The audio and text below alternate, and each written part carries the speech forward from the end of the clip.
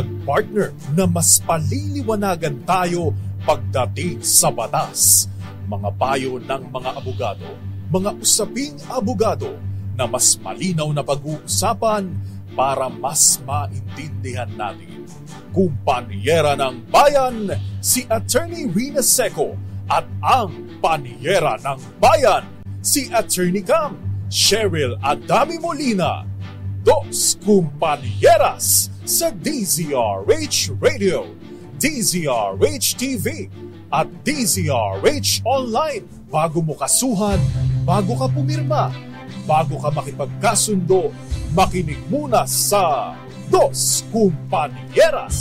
Dos Kumpanyeras. Magandang gabi Pilipinas, ito po ang programang Dos Kumpanyeras. At ako po ang nagsisolong panyera ng bayan, Attorney Rina Seco. Tuloy-tuloy sa pagbabalita, tuloy-tuloy sa serbisyo, sama-sama tayo, Pilipino. Dos Kumpanyeras. Fiesta ng Santo Niño. Ayan, fiesta sa amin sa Buena Vista, Marinduque. Bukas, fiesta naman sa Cebu, Sinulog Festival. Kumusta po ang mga nagpe-fiesta? Meron pa ba? May minudo pa ba sa lugar nyo? Paborito ko kasi yung minudo Tsaka yung igado. Ang sarap ng sabaw ng mga yan. Kahit wala ng karne. Yun na lang sarsa, no? Pwede bang maka-fiesta dyan? Dos Kumpanyeras. Anyway, habang nakikifiesta po kayo, samahan nyo po ako hanggang 7:30 ng gabi. Pag-uusapan natin continuation ng mga yung ating talakayan yesterday. Dahil last night, napakarami po ninyong mga questions. Would you believe? Nasa 389 yung messages na natanggap ko kagabi patungkol po sa mga mana. Dos Kumpanyeras. Kaya naman pagbibigyan ko po kayo tonight, ipagpapatuloy natin ang ating talakayan. This time, ang crawler lang natin is kung pwede bang ibigay lahat sa apo. Hindi na lang pamanahan ng anak, doon na lang sa apo. Kasi winawaldas ng anak ang kanyang mga ari-arian ni nanay at tatay. Dos Kumpanyeras. Kaya naman, if you have questions, pwede pa rin po kayo magpadala ng inyong mga katanungan at susubukan po natin yung talakayin sa ating programa kung kakayanin ng oras because we only have less than an hour to go. Dos Kumpanyeras. Bago po tayo tuluyang mag-discuss ng ating topic tonight, magandang gabi muna sa ating mga tagapakinig. Pagpupugay po sa lahat ng mga nanunood sa iba't ibang panig ng mundo. Good morning, good afternoon, good evening, and good night. No? Lalong-lalo na sa nagpadala ng kape tonight. Maraming salamat sa iyo, Gael Enriquez. Merong sandwich, mamaya ako nakakainin kasi baka lalo akong hingalin. So thank you very much, Miss Gael Enriquez. Napaka-sweet ni Gael all the way from, of course, nasa Hong Kong si Miss Gael, nagpa-deliver ng kape dito sa amin. Thank you very much. Dos Kumpanyeras. At thank you very much din sa mga nanunood sa atin, mga suki. Sabi pa sa mga Cebuano, suking tigpaminaw, suking tigtanaw, Eduardo Narvaez, Kenneth Arevalo, gayon din si Violeta Montecalvo Zambrano Merville, si Tita Ami Miraflor Garcia, Aida Lavapi na may utang pa ako sa iyo dahil hindi ko pa natatransfer yung ating bonus question prize. Mamayang gabi or bukas, basta hindi po lalagpas ang bukas, mapapadala ko yan. Eli Abanto, gayon din Ma'am Irene Almodovar dyan sa Rizal. Magandang gabi din po sa inyo, Mami Belen Rivera dyan sa Santo Tomas, Batangas. Eli Abanto dyan sa mga saan ka ba? Taga Naga to Gayon din si Glenda Seco Agdigos at syempre si Reggie Agdigos. Magandang gabi sa inyo dyan sa Bacoor, Cavite. At si Fe Tolentino Yalong at si napakarami nanonood sa atin. Ma'am Zoraida Falorina nanonood din sa atin, of course. Hindi mawawala Miss Roxanne Costo, Moonbeats, and Ma'am Grace Recta, Wilson Aldea Jr. and Maricor Angeles. Napakaraming iba pa. Dos Kumpanyeras. Si Daddy Roel Resio ay nanonood sa atin. Ganyan din si Rolly Duque nanonood sa atin from all the way from Alberta, Canada. At saka sino ba ito? Natabunan lang yung Natabunan lang yung pangalan niya. Pero susubukan ko pong i-check. Kasi hindi pa umaangat Yan. Sa Las Piñas, si Chona siguro ito. Dos Kumpanyeras. Anyway, bago po tayo magpatuloy, meron lang po tayong kaunting bad news na naman para sa mga motorista dahil asahan po ang taas presyo sa produktong petrolyo sa susunod na linggo. Ayon po sa oil industry sources, posibleng tumaas sa 72 centavos ang presyo ng kada litro ng gasolina, habang 51 centavos naman sa diesel. Samantala, posible namang walang paggalaw o magkaroon ng 9 centavos na rollback sa kada litro ng kerosene base po sa unang 4 na araw ng trading sa Main Flats, Singapore. Ito na ang ikatlong price adjustment ngayong Enero. Ayan, yun pa rin ang problema natin ngayong taon. Dos Compañeras. Anyway, magpatuloy po sa ating talakayan, no? Dahil meron pa rin po tayong bonus question kung saan isa pa rin po ang mananalo ng 500 pesos at bukas niya matatanggap ang kanyang premyo dito lang po sa Dos Compañeras, no? Basic po sa ating talakayan kapag pinag-usapan ng mana ay ang tungkol sa mga compulsory heirs. Sino ba yung mga compulsory heirs? Meron tayong tinatawag na tatlong klase, no? Yung primary compulsory heirs, meron din tayong concurrent compulsory heirs at secondary compulsory heirs. Sino ba yung primary compulsory heirs? Siyempre, mga legitimate children and descendants. Sino yung legitimate children?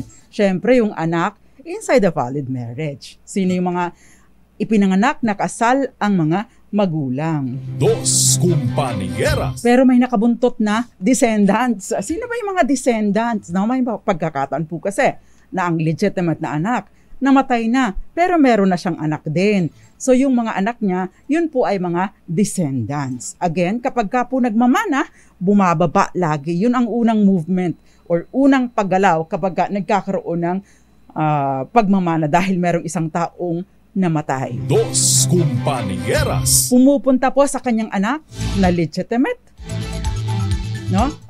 Pagkatapos kung walang legitimate na anak, pupunta dun sa kanyang apo, no? Yung legitimate na apo. Pero sila po yung mga primary compulsory heirs. Meron tayong tinatawag na concurrent compulsory heirs, no? Ibig sabihin, kasabay ng primary compulsory heirs, sila rin ay nagmamana. Dos Compañeras. Kapwa tagapagmana ng primary compulsory heirs. Sino po ito? Ang spouse, ang asawa. Ibig sabihin, legitimate. Ibig sabihin, hindi yung extra, no? Ibig sabihin, yun pong may marriage contract, no? At saka yung kasama niya, yung illegitimate children. Dos Compañeras. They are called concurrent compulsory heirs. Nagmamana kasabay ng mga primary compulsory heirs. Dos Compañeras. Ngayon, in the absence, no? Kung wala, no? Kung wala pong primary compulsory heirs, no? Ibig sabihin walang legitimate children and descendants, nagmamana po yung mga tinatawag na secondary compulsory heirs. Sino ba yung mga secondary compulsory heirs? Sila po yung mga legitimate parents and ascendants. Legitimate parents and ascendants. Dos Compañeras. Sina lolo at lola o kung meron pang iba, ascendants pa, great-grandparents kung wala na sina lolo at lola. Ano bang tawag doon sa great-grandparents sa Tagalog? Hindi ko alam ang tawag eh. No? Kung wala pong yung lolo at lola, yung great-grandparents po ang magmamana. Pero merong concurrent compulsory heirs. Sino ito?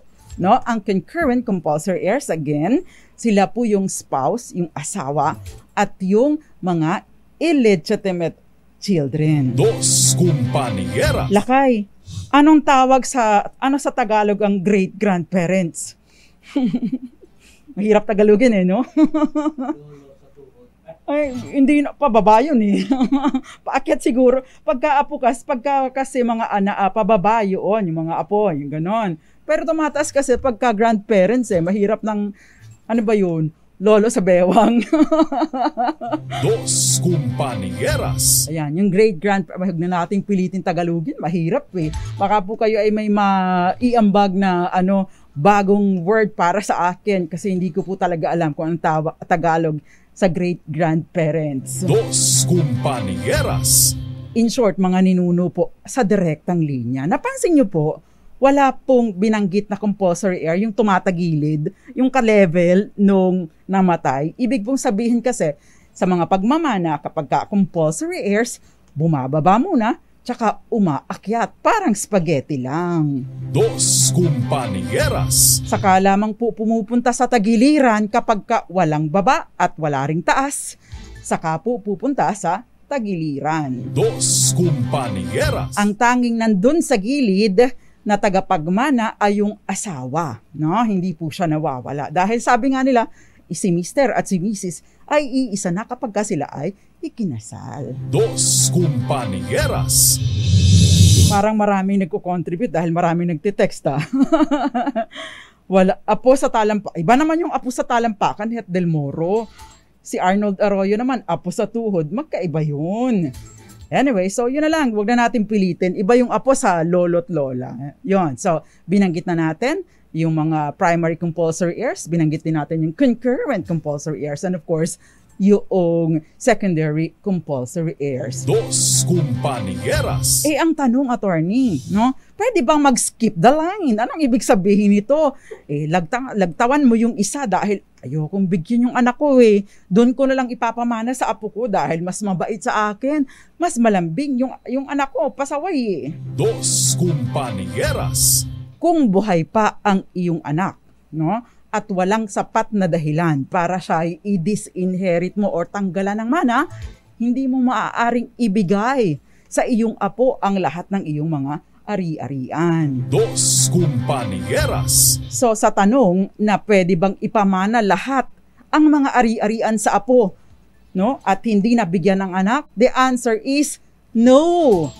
Generally. Dos Compañeras. Kailan lang ba pwedeng masolo ng apo? Assuming iisa lang ang anak mo at gusto mo nang ibigay lahat sa apo mo, kailan lang ba pwedeng magmana o ipamana ang lahat ng mga ari-arian sa apo? Syempre, kung halimbawa po ay patay na yung iyong anak at sasaluhin ito, no, ng iyong apo, ibig sabihin magmamana siya by way of right of representation. Siya ang aangat at hahalili sa kanyang magulang. Dos Compañeras. Posible din po ito kung halimbawa, no, halimbawa po ay nagkaroon ng disinheritance. Anong ibig sabihin nito? Merong sapat na basehan para tanggalan ninyo ng mana ang iyong anak at automatic po aangat ang kanyang anak. Ibig sabihin, ang iyong apo. Dos Compañeras. Yan, pwede din pong mangyari ito kung ayaw tanggapin, no? Kung ayaw tanggapin ng inyong anak yung kanyang mana. Yan. Dos Compañeras. So yan po ang ating tinatalakay tonight, kaya naman pwede po kayo magpadala ng inyong mga questions. Again, 0998-282-6485, 0919-282-6485. Magandang gabi ulit sa iyo, sabi ni Dea Austria. Kalulolohan. Pang anong level po ba yung kalulolohan yon? Lolo sa alak-alakan ata, sabi ni Giel. Ang tawag doon ay lolo sa tuhod. Tama, totoo ba yan? Jerome Patio, na classmate ko ng grade 1, sabi niya lolo sa tuhod. Tama mo, baka nga tama yung lolo sa tuhod. Magandang gabi din sa iyo, Jerry Cabral, dyan sa Occidental Mindoro. At syempre, si Apolinario Castillo at si Ma'am Zen Hamilia Abetria. Namiyasta ka ba, Ma'am, sa Buena Vista? Yung mga kababayan ko dyan sa, sa Marinduque, namiyasta ba kayo doon sa amin? Dos Compañeras. Hindi sa bahay namin dahil wala kaming handa, pero dyan sa aming bayan. Yan. Eds Maglakas and of course Mark Darrell Landrito, gayon din si Alcari Serad. Magandang gabi po sa inyo. God bless din po. Yan. Yung mga nanonood sa Marikina, magandang gabi sa iyo. Kapag ka nagmamana, tatandaan po natin, parang spaghetti, bumababa, saka tumataas. Hindi basta-basta tumatagilid. Dos Compañeras. Ma'am Nelia Likong, diha sa Bohol, maayong gabi ininyong tanan. Kumusta ang ija-ija aho-aho? Yun po bang Chocolate Hills pwede pa rin kagatin para mukha pa ding tsokolate or green na green pa?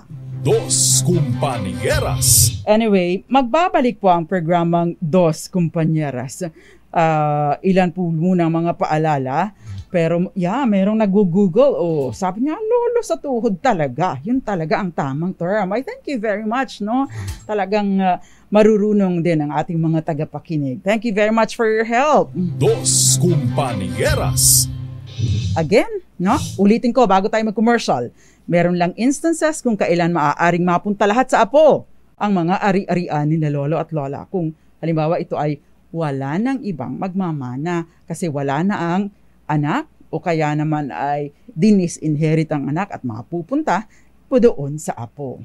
Dos Compañeras. That is by way of representation. Attorney, ano naman ako last will and testament, no? Pwede pong sabihin na will na lang, no? Magwi-will ako, attorney, ibibigay ko lahat sa apo ko. Again, kapag buhay pa ang anak mo, hindi mo siya maaaring tanggalan ng mana dahil ang kalahati ng iyong mga ari-arian, no, ang estate na maiiwan mo ay inirireserba ng batas para lamang sa kanya. Dos Compañeras. Magbabalik po kami, or tayo, ilan po muna mga paalala, nakakasama pa rin po ninyo nagsasalang panyara ng bayan, Attorney Rina Seco, dito lang po sa Dos Compañeras.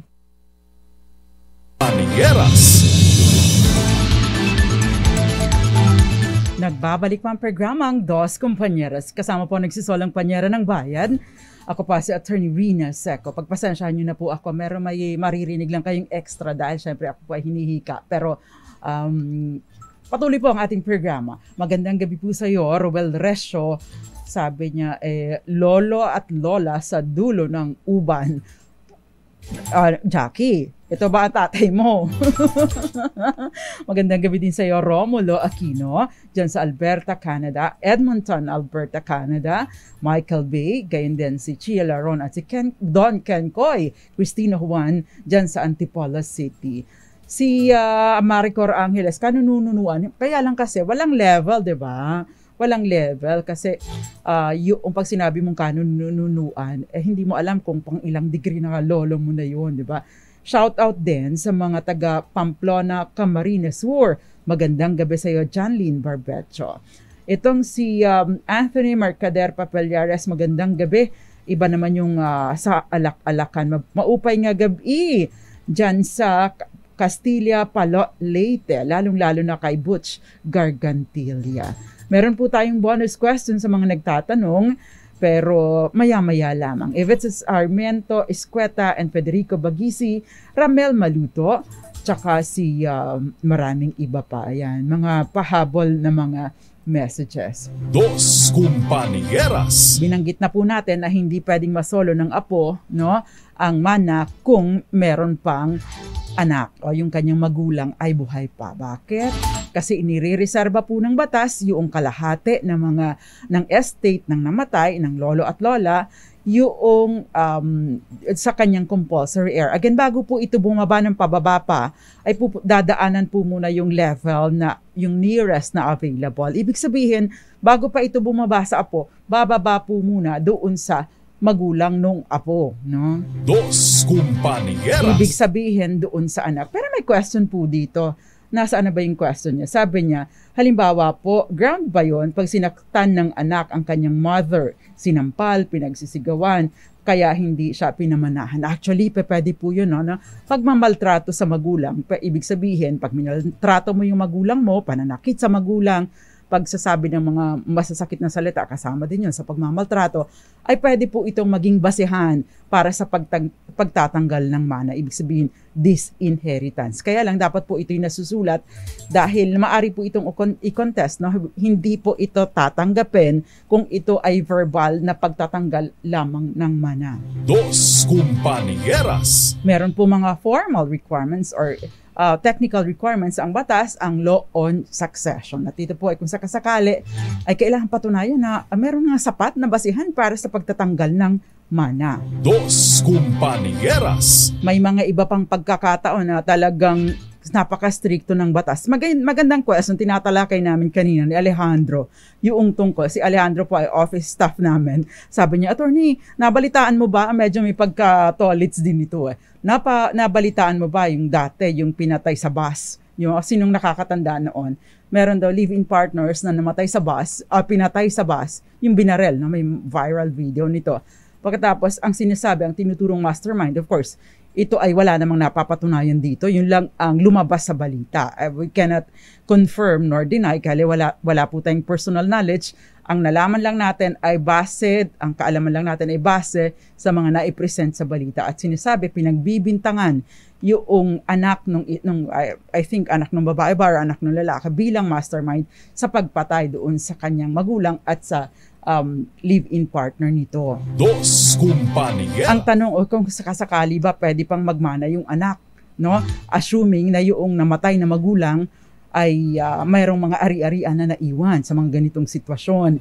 Actually, medyo magulo po ito. Bakit? Kasi ang sinasabi po ng batas, kailangang mapatunayan, no? Kailangang mapatunayan, ibig sabihin found guilty, no? Ibig sabihin na daan na sa proseso, nagkaroon na ng kaso at nahatulan ng totoong nagkasala ang isang akusado or isang anak para matanggalan siya ng mana, no? Sa ganito wala pa lang puro akusasyon pa lamang. Dos Kumpanyera. Pero kung ako naman yung mga kapwa tagapagmana nitong inaakusahan nito, no? Syempre, i-contest ko ito later on. Wag muna nating ito kasi, di ba, no? Kung siya ang totoong nagpapatay sa ating magulang, ito naman ay isang matinding naman ito, insulto sa ating magulang. Kung siya ang nagpapatay, mag-i-enjoy pa niya yung mga naiwang ari-arian ng magulang natin, hindi ba? Dos Kumpanyera. Yun naman ay what if lang. Patuloy po tayo sa ating talakayan. Medyo exciting daw kasal daw po yung babae. Tingnan mo si Gael, Marites din. Pareho tayo. Nakimarites din. Well, this is naman, contained in the news. Naging viral din ito sa social media. Okay, merong question dito. Itong si Ami, attorney, halimbawa po nag-waive ng mana ang tatay ko. Ayaw niya pong tanggapin ang mana mula sa tatay niya. Sino po ang may karapatan sa mana? Mga kapatid niya o kaming mga anak? Dos Kumpanieras. Kung ibig pong sabihin nagkaroon ng waiver, sabi niya hindi ko natatanggapin ang aking mana at para na lamang ito sa kanyang mga kung si kapwa niya ng mga tagapagmana at walang specific na taong pinagbibigyan nito, yun po ay valid waiver.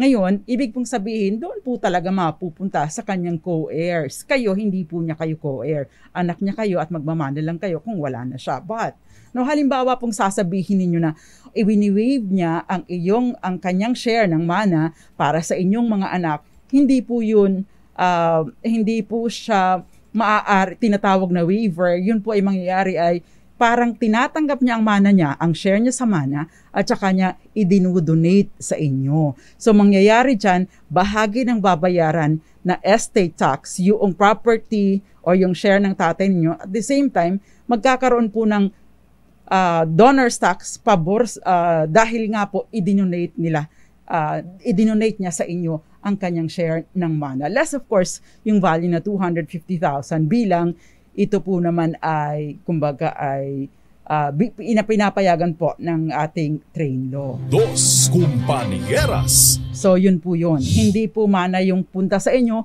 donasyon. Yung sa kanila, sa mga kapatid, kung sila po ang tatanggap, kung waiver po talaga ito, ito po ay general waiver, mapupunta lang, excluded lang siya, mapupunta kung sino man yung kanyang mga kapwa tagapagmana, hindi po yun subject sa donor's tax. Basta walang specific na tao na pinagbibigyan sa kanyang mga co-heirs. Dos Kumpanyera. Again, kung waiver po ito at hindi lang niya tatanggapin, yun po ay mapupunta sa kanyang mga kapatid. Yun po ay question ni Ami. Okay. May question po dito si Chinita. Ito pa ay question pa niya kagabi. Halimbawa po may pera na earned by my husband nung binata pa siya, nakadeposit po ito sa bangko at naka-end po ang mother niya. May right po ba ang wife doon kung sakali at naunang nawala ang husband sa kanyang ina? Or halimbawa po nakailanganin ito ng husband, pwede ba na i-insist na magamit yun ng wife and kids? Thank you very much. Ang question mula po kay Chinita. Dos Compañeras. Kagaya po ng ating mga naging talakayan in the past patungkol doon sa mga bank deposits, no? Kapag ka po ganito end account, ano, ibig sabihin sila pong dalawa ang nagmamay-ari. Yun pong share ng mother-in-law ninyo, no? Yun pong share ng mother-in-law ninyo kung wala pong mga computation na so ito lang na-deposit ko, ito ang na-deposit ng anak ko, ng anak ko, ito ang na-deposit ng asawa ko, yung mga ganon, no? Ang deemed po na deemed po na magkahati sila doon sa deposit na nasa bangko. Ngayon, kapag kung halimbawa po namatay yung mother-in-law ninyo, automatic ba na ang inyong asawa ang nagmamana noon? Hindi po, dahil yung asawa ninyo at saka yung halimbawa po ay yung may mga kapatid pa siya, yun po ay magiging subject ng manahan. No? Kung halimbawa naman po na ang husband ninyo ang nawala, automatic ba na si mother-in-law ninyo ang nagmamana noon, ang nagmamay-ari noon? No? Hindi rin po, dahil kayo bilang asawa at gayon din ang inyong mga anak ay nagmamay-ari nito. Kung sakasakali po, kung totoo, kung kayo po ay validly marriage, dahil ito po ay property or ito po ay na-deposit noong time na hindi pa kayo kasal, ito po at wala po kayong marriage, prenuptial agreement, ibig pong sabihin, bahagi ito ng absolute community of property, assuming na wala kayong prenuptial agreement. So, ibig pong sabihin, yung kalahati po noong kalahati, ibig sabihin 1/4, ay sa inyo bilang bahagi or share ninyo sa absolute community of property.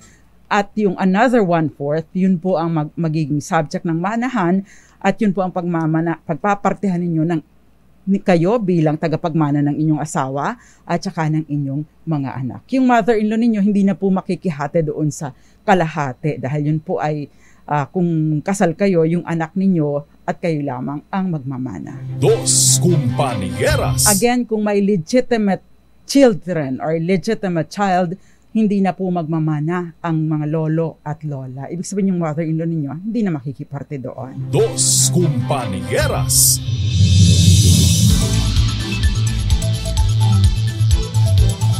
Okay, dumako po tayo doon sa question ni Del Bumanlag, attorney. Tanong ko lang po, kung nag-asawa na ng iba ang tatay ko, may karapatan pa din ba kami na mabigyan sa kanyang SSS kahit may iba na siyang pamilya at kami ay meron na din? Dos Compañeras. Yung pension, kasi kapag ka pension po hindi naman kayo pensioner na, kasi assuming na kayo ay nakakatanggap lang po kasi ng pension ay yung mga anak na minor de edad, asawa at saka anak na minor de edad. In fact, limited lang po ang panahon ng pagtanggap ng isang minor de edad, ng isang anak, dahil hanggang siya ay minor de edad pa lamang. Dos Compañeras. Kapag ka-off age na, hindi na po kayo benepisyaryo ng tatay nyo, ng magulang ninyo, lalo pat may mga pamilya na kayo. Kasi ang condition po, di ba, pagka SSS, para magpatuloy ang pensyon, no? Yung pension, survivorship pension, ito po, or dependents pension, ay una, kayo ay minor children, pangalawa, kayo ay unmarried, at saka kayo ay kayo ay hindi gainfully employed. So kung kayo ay adult na, of age na, tapos meron pa kayong asawa, ibig po sabihin, hindi na kayo entitled pa magkaroon ng dependents pension. Dos Compañeras. By the phrase itself, dependent, umaasa, hindi pa nagtatrabaho, walang kakayahan na bumuhay sa sarili. Maliban na lang po kung halimbawa kayo ay mentally challenged. So mga ganon. Dos Compañeras.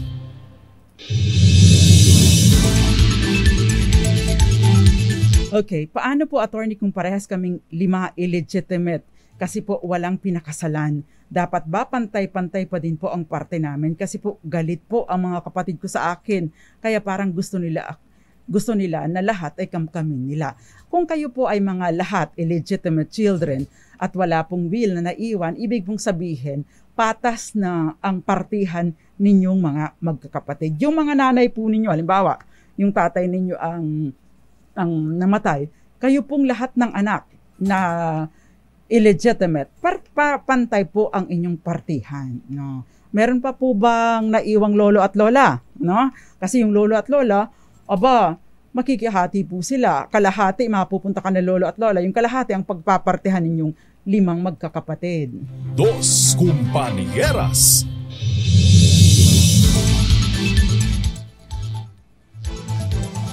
Ang question ni Bong, paano kung wala namang ari-arian ang namatay pero may stock sa dating trabaho?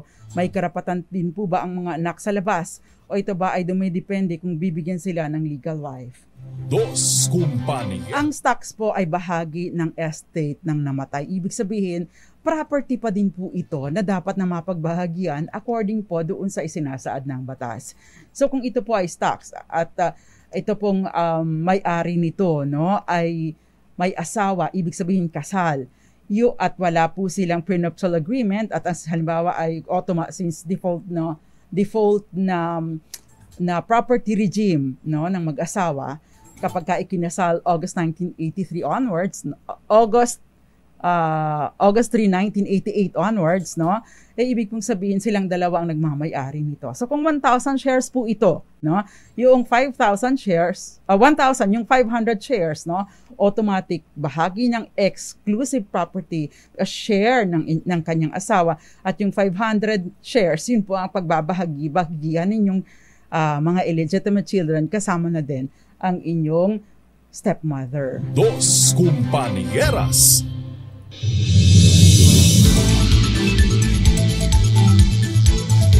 Okay, si Rog TV, sabi niya, paano po ako? Isa po akong anak sa labas. I am 29 years old. Nakapirma ang tatay ko sa birth certificate. Makakakuha ba ako ng suporta? O mana, matagal na siyang walang suporta. Nasa 60 plus na po siya.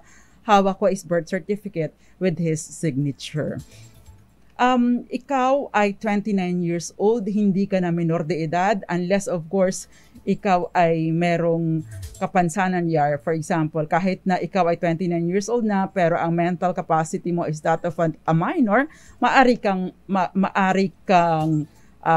makahingi ng sustento. Pero kung ikaw ay wala namang ganitong mga challenges sa buhay dahil ikaw ay above 18, ay hindi ka na po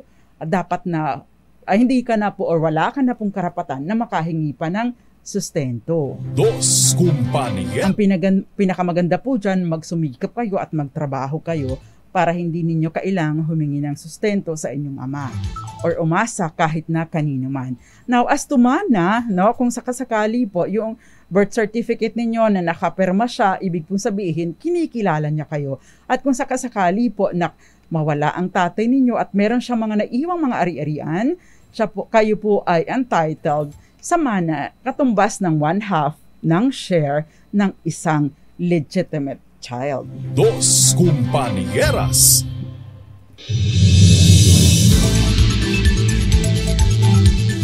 Okay, meron pong question dito.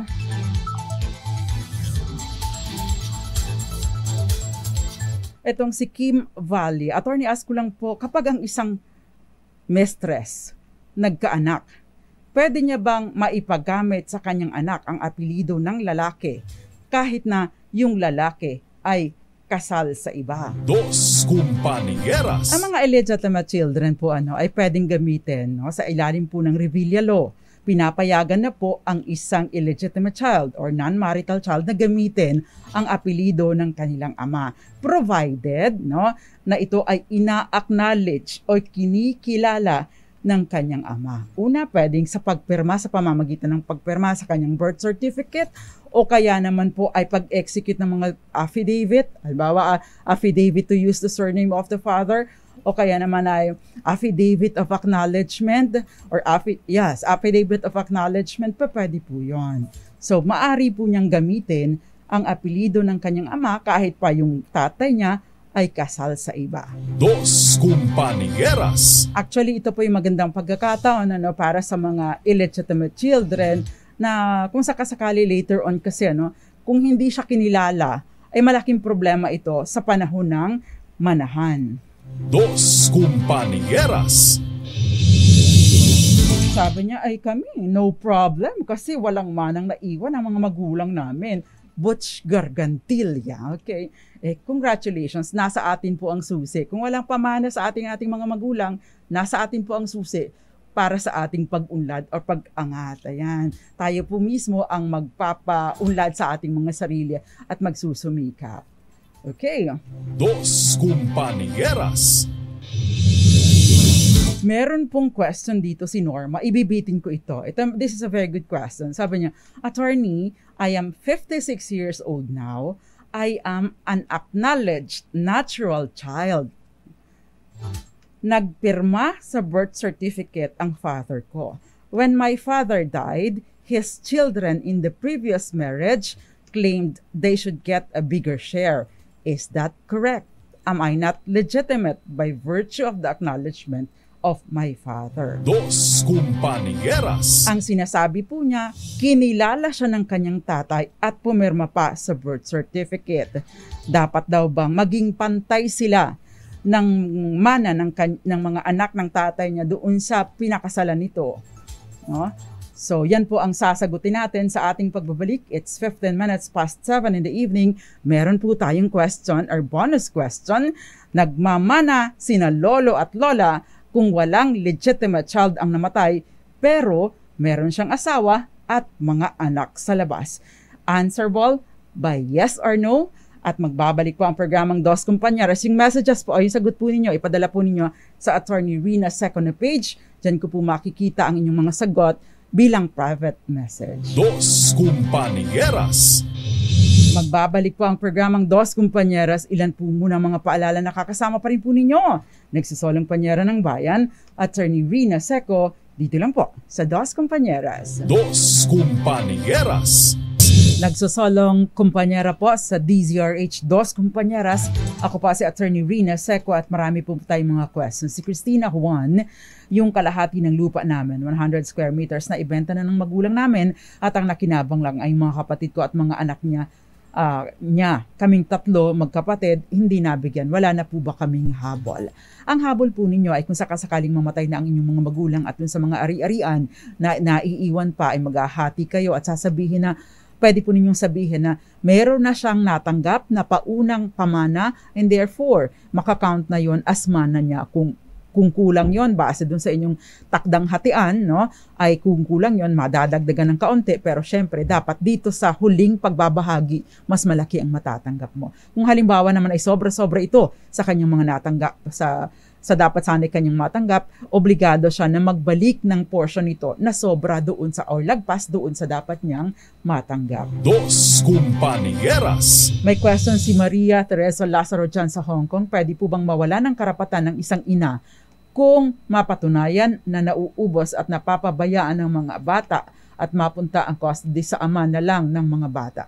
Kung ito po ay halimbawa, kailangan po niyang mag-file ng petisyon sa korte para sa kustodiya. Kailangan po niyang mapatunayan na pinapabayaan. Kasi ang lagi pong ang sinasabi, ang prioridad po ay yung best interest ng child. So kung ito ay napapabayaan, o kaya namamaltrato, ay malaki po ang tsansa ng tatay na makuha ang custody ng bata. Lalo na kung ito ay minor de edad or below, kahit pa ito ay below 7 years of age. Dos Compañeras. Meron pong question dito.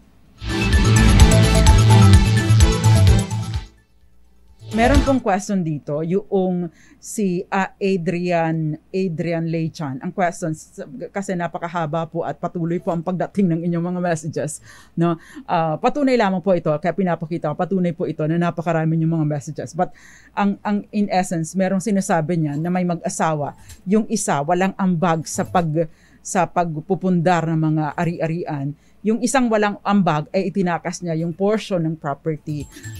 Pagkatapos ay nung nabalitaan niya na meron pang ibang mga properties na naiwan, ay bumabalik siya at kukunin nito. Pwede daw bang sabihin ng mga anak na ay wala kang karapatan dahil wala ka namang ambag?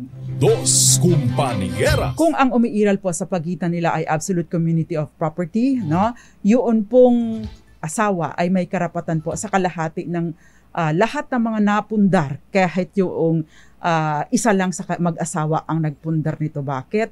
Kung absolute community of property, what is his is yours, what is yours is his. Ganun po ang sitwasyon. Dos Compañeras. Yung anak ay tanging makukontento lamang po doon sa portion na subject ng manahan. Ibig sabihin, doon po sa portion na subject ng manahan, matapos ma-separate yung share ng asawa sa absolute or conjugal partnership of gains, no?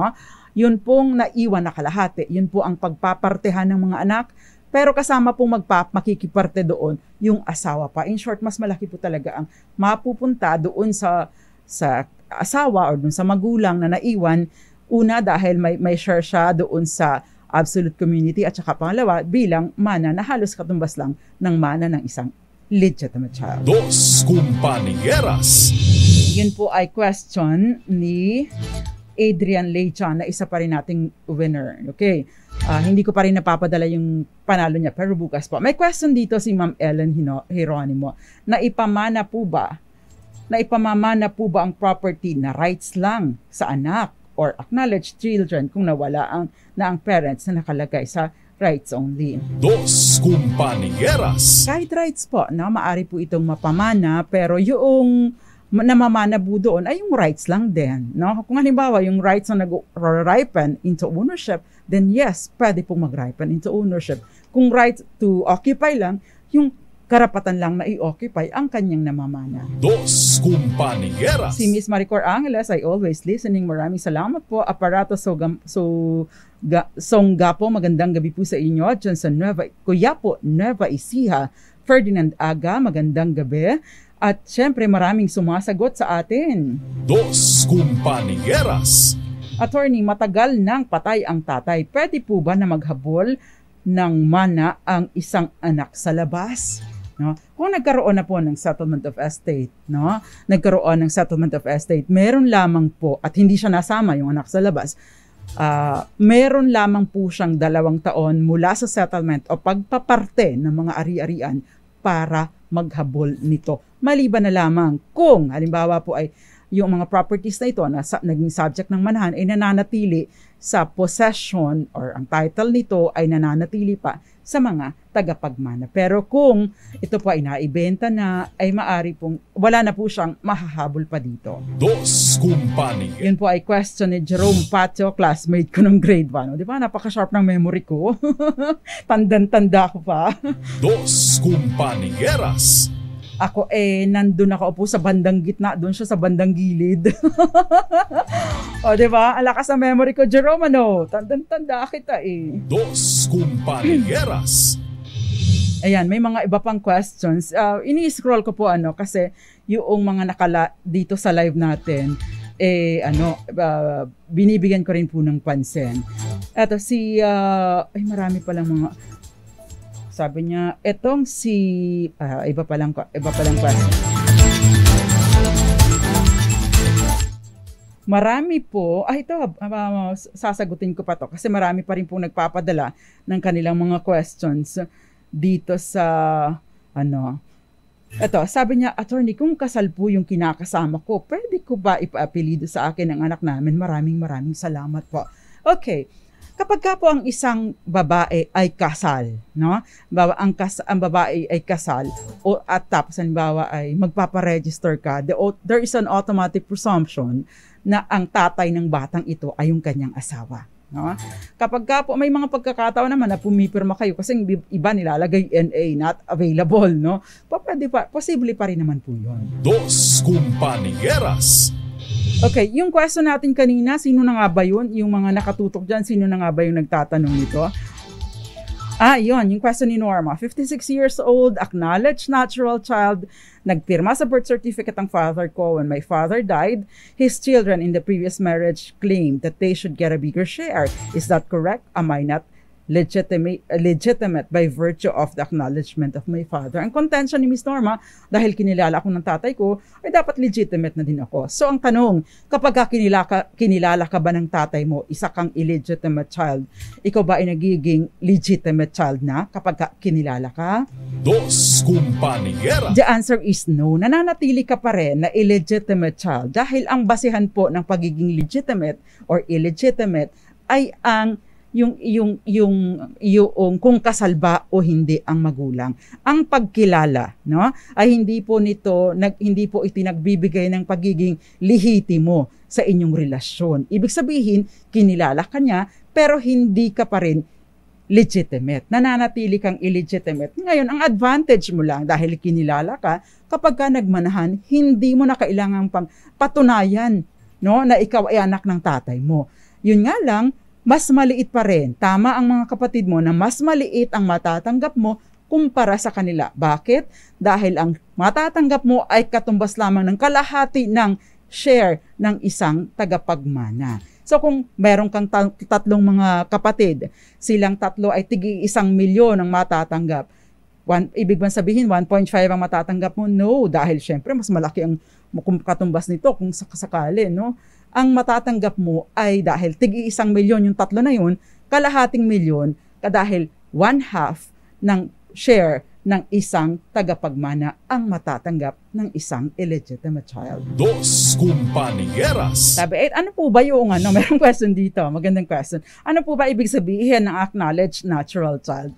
Noon pong araw po kasi, meron tayong acknowledged meron tayong tinatawag na natural child. Ibig pa sabihin ito, ano ba ito, attorney? Yung normal delivery o ang tawag doon, o CS. Hindi po yun ang pinagbabatayan. Natural child, ibig pong sabihin, ipinanganak siya na hindi pa kasal ang kanilang mga magulang pero kinilala siya. Ibig sabihin, illegitimate. Sa bago po kasing batas, wala na yung natural child na tinatawag. 2 na lang, 3 na lang. Legitimate at illegitimate tsaka adopted. Although, yung mga hindi kasal ang magulang pero nagkaroon ng anak, pagkatapos itong dalawang ito ay nagpakasal eventually, ang tawag sa kanilang anak, pwede nilang legitimated. Anong ibig sabihin? Legitimated by virtue of marriage. Pareho po ang epekto nito doon sa legitimate na children. Dos Compañeras. Ang bilis ng oras ha. May anak po ang tatay ko. Okay. Okay. Si Jonathan, may anak po ang tatay ko sa mistress niya na kasal rin sa asawa nito. Yung bata po nakaapelyido sa totoong asawa ng mistress. Hindi po alam ng totoong asawa nito na hindi sa kanyang bata. May habol pa ba ang anak sa labas ng tatay ko kung maghahatian na kami sa mana? Dos Compañeras. Ang tanong, ano yung katibayan, no? Kasi madaling magsabihin, may anak siya, no? Kung halimbawa kasi yung birth certificate, yun yung pinakamatibay na magsasabi na siya yung tatay, hindi ako. 'Di ba? Kapag gano'n. So ano yung palatandaan at katibayan na siya nga ay anak ng tatay mo? Ganun lang. Kasi pag nagmamanahan, yung katibayan lagi kapag hindi kinilala. Dos Compañeras. Okay, dakuan po natin ang ating bonus question. Magmamana sina lolo at lola kung walang legitimate child ang namatay pero meron siyang asawa at mga anak sa labas. Kapag po namatay ang isang tao, meron siyang anak at asawa, yung anak na legitimate at saka yung asawa, pantay-pantay po ang pagmamanahan nila or pagmamana nila basta't wala pong will na naiwan. Kapag po walang will na naiwan at ang naiwan lang ng mga mga surviving heirs, compulsory heirs ay ang asawa at illegitimate child, nagmamana po sina lolo at lola. Dos Compañeras. Ibig pong sabihin, sina lolo at lola kukuha ng kalahati ng estate. Si asawa, si spouse, 1/4. Si illegitimate child, 1/4 din. Dos Compañeras. Mas malaki ang share nila lolo at lola. Take note, yung pong nasa direct line ng mga legitimate, yun po ang mas malaki ang share. Dos Compañeras. Kaya the answer is yes. So congratulations sa iyo. Ito na congratulations sa iyo. Ito yung wait ha. Ayan, ini-screenshot ko na. Okay. Paano ba yun? Bakit bigla siyang nawala? Okay. Okay, congratulations sa iyo, Ronald Tumbaga dyan sa Zambales. Dos Compañeras. His answer is yes. So matatanggap mo po bukas ang inyong premyo. Dos Compañeras. Thank you very much po sa panunood sa atin. At syempre, magsama-sama po ulit tayo sa Monday. I hope nakapag-impart ako sa inyo ng kaunting kaalaman. Pagka may mga request pa po kayo para sa Mana, just let me know para ma-schedule po natin at makulate ko po ang inyong mga questions para masagot natin sa ere. At magbabalik po tayo sa Monday. Antabayanan po ang susunod na programa, ang programang Lunas at Lunas Extension. Nakasama ko po buong linggo si Jerry Craval, Jeric Barreto, and of course, Het Del Moro. Gayun na, isama natin si Lakay Ray. Sino yun? Hindi, may kamukha ito eh. May kamukha ito eh. Si Yul Servo. Dos Compañeras. Ako pa, Attorney Rina Seco, tuloy-tuloy sa pagbabalita, tuloy-tuloy sa serbisyo. Sama-sama tayo, Pilipino. Happy weekend, everyone! Dos Compañeras.